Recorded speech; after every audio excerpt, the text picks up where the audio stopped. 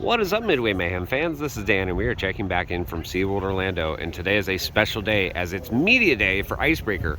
After years of waiting, we finally get a chance to ride. Let's do this.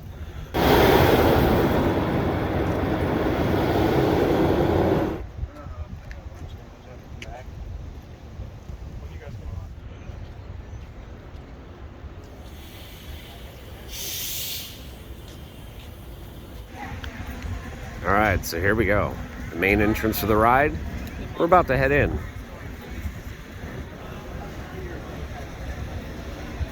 Here we are, inside the queue with the test seat.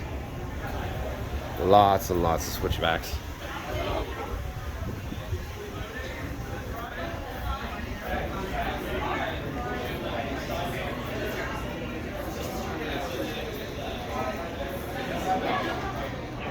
Some signage here in the queue.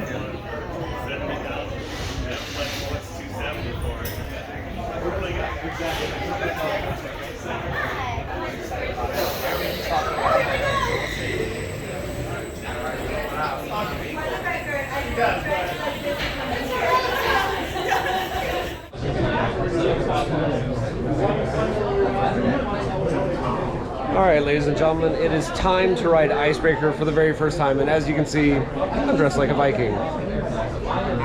And this all kind of started from a tweet that SeaWorld had, where they said, well, if you're not going to cut your hair for our ride opening, can we at least get Viking braids and whatnot? Well, I decided to do one better, and now we're about to get our very first ride. Alrighty, guys, so we're here on Icebreaker, about to take our very first ride on it, and man, I can't wait for this moment. It's literally been years in the making. We knew about the layout almost 3 years ago, and of course stuff happened that delayed the ride and whatnot, but now's the time. We're actually getting a chance to do that. It's the first new ride opening of the year, and we're ready for Icebreaker. Yeah, we've been watching from the sidelines and wanting to ride this ride, so I'm happy we're going to be able to do it today. Yeah. It's time, baby. Let's go. Woo. All right, here we go. We're actually doing this.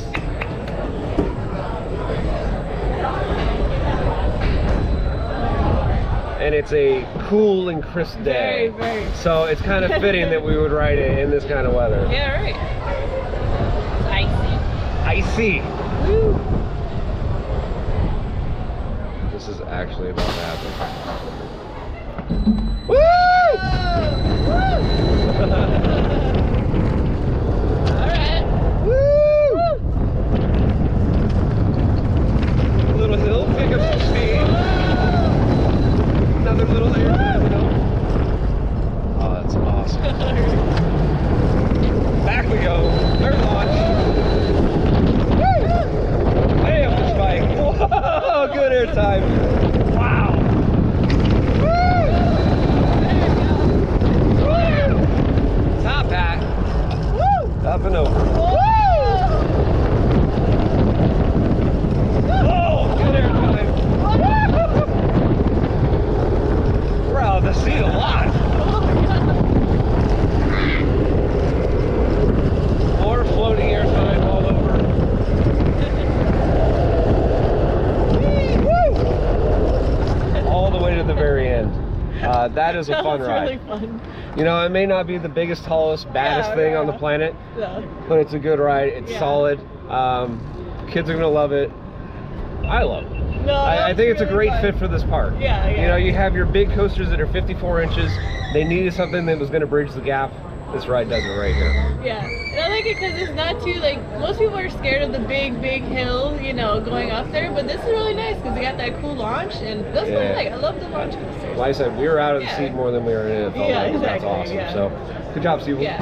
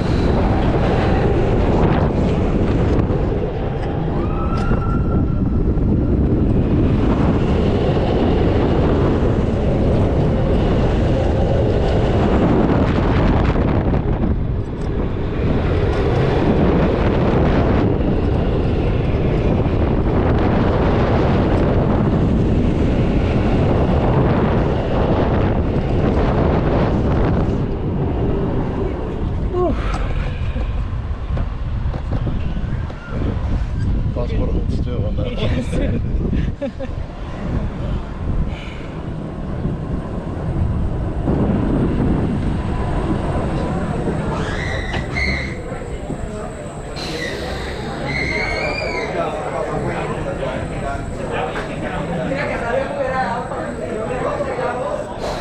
Alright, here we go. We're actually doing this.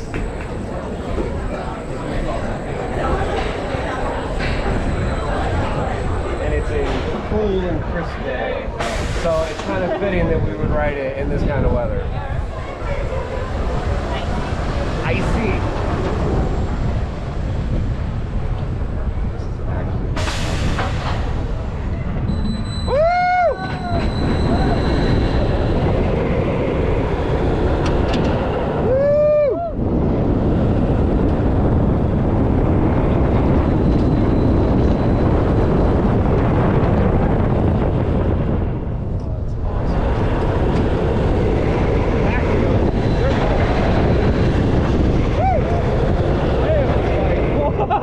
Good air time.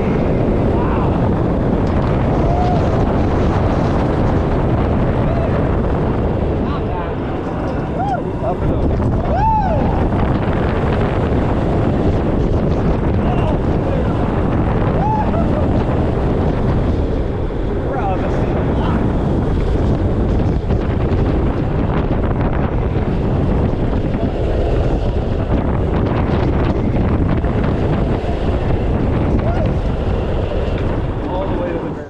So check it out, we're here at the gift shop. We have some different merchandise items, t-shirts. We have coaster cutouts as well, right there. Little mugs, more t-shirts there. But this is the one that caught my eye. Icebreaker opening day. Moisture wicking shirts. They have pens as well over here. Looks awesome.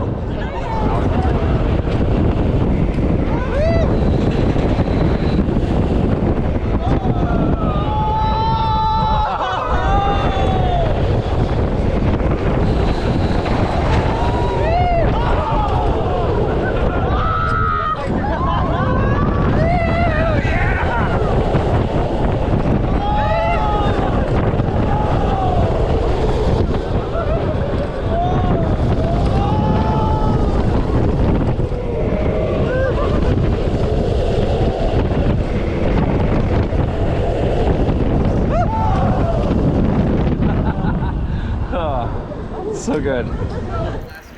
Alrighty guys, now it's time to hear from one of the guys that was behind this whole project, Brian.